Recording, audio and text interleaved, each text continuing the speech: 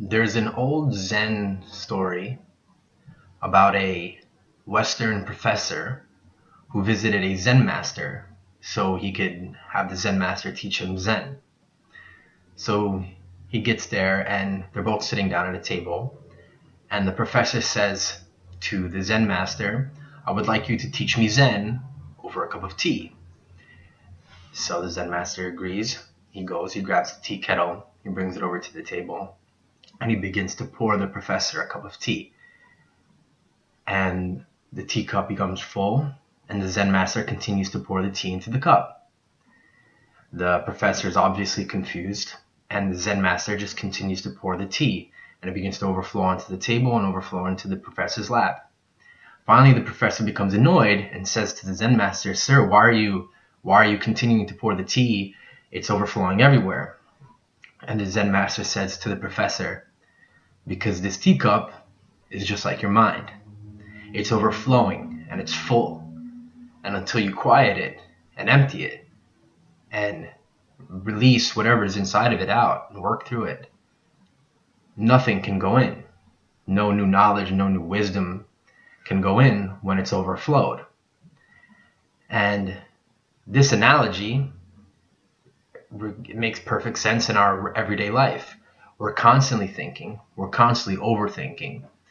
We are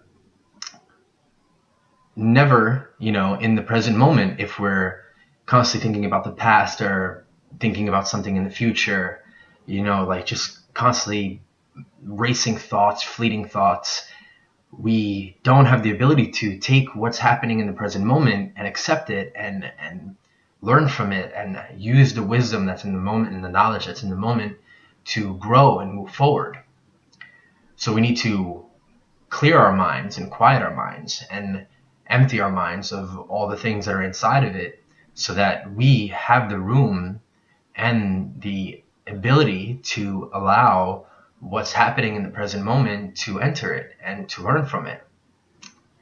And this is, usually the cause of stress, of anxiety, of nervousness is just these constant fleeting thoughts that are just always happening, and we can't quiet them down, and they consume us and they give us emotions that don't affect our lives in a good manner.